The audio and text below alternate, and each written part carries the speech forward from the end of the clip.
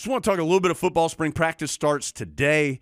Mack Brown met with the media on Monday, and it's kind of a hard time of year to like wrap your mind back around football. A couple of things Coach Brown talked about that were relevant. Talked about all the different staff changes that Carolina's made, both not just on kind of the ones you know, but a lot of the quality control and analyst type of things.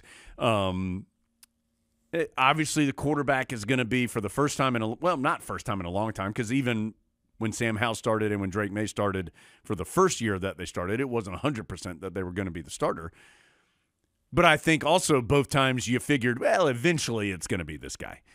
I don't think you know right now. I mean, you have Max Johnson, who has started at both LSU and Texas A&M, so he's been in some big places, in some big games, has the pedigree. Brad Johnson, former NFL quarterback, is his dad, so he's got good size. He has all the things on paper that would make you go, yes.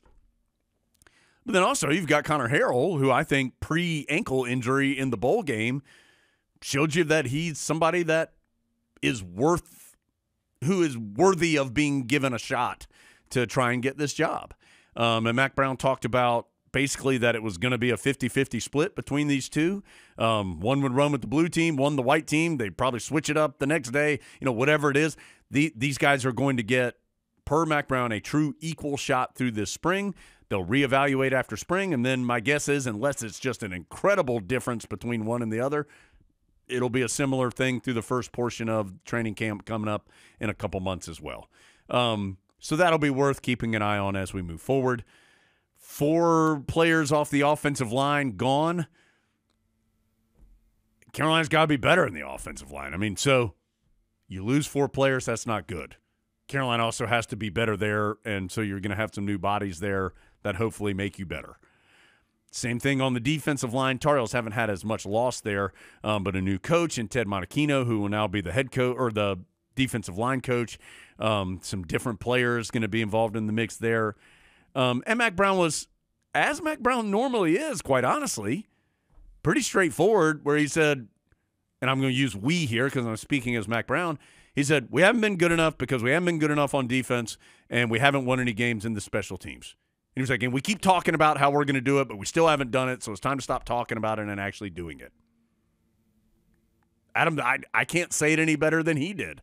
Carolina's been good enough on offense to win 8 or 9 games here just by being that good on offense.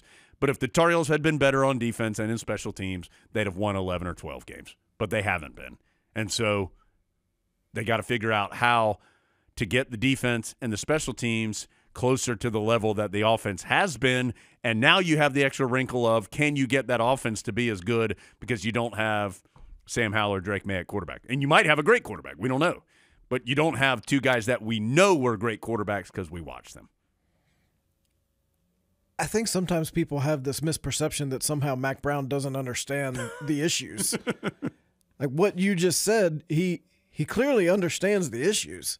It's going out and executing the solutions that I think people are ready to see. And the good news is you don't know if you have a great quarterback, but you do know as long as they can hand the ball off to Amarian Hampton, they probably have a good chance to be a 500 team. That is like the floor. But if you do get a better defense and you do get a quarterback who's not Drake May, but is a capable, advantageous quarterback to have, not someone who hurts you and you don't get scared when they take the snap, because the Tar Heels have had some of those also. Not recently.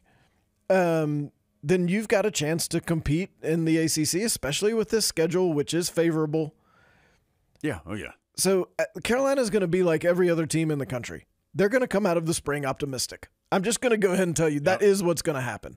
And here's another thing. Both the quarterbacks are going to be in competition for the job when we get to August. That's what's going to happen. So this isn't something that's going to be settled this month, but Mack Brown knows that. Mack Brown's in the Hall of Fame. He understands how to coach football and understands when a team's not winning, what are the issues. Now the next step is you need to fix it. Some of those steps have been taken in the offseason to hopefully rectify some of the things that have frustrated people for a couple of years now. Now you got to go out and do it.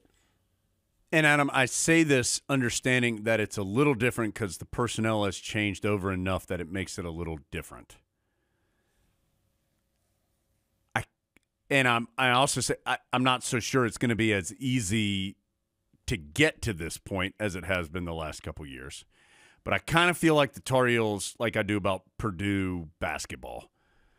Like, no one's going to pay attention if the Tar Heels are 7-1 or something.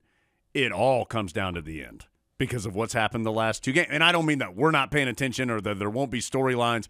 I just mean that this will be defined by how they do at the end of the season and how they do against State in the final game of the regular season. That's what it's going to come down to. And so can they get back into the position of being 7-1, 8-0, some good record at the beginning of November, which Adam and I will be documenting and talking about and thinking about. But then if they get to that point, that's when all the casuals and that's when everybody else is going to form their opinion and go, okay, show me now. Because that's, I mean, just like Purdue has lost to what, a 13 seed or worse 3 consecutive years in the NCAA tournament. Nobody cared what Purdue did during the regular season. That doesn't mean that they didn't have a great year. They weren't one of the best teams. It just means that now they're in the NCAA tournament and everybody says, all right, show me now. And that's where Carolina's ultimately going to be. But I think it will be harder to have that kind of record in the first couple, at least as of what we know about Carolina right now. But that's going to change a lot between now and August because we'll learn a lot more.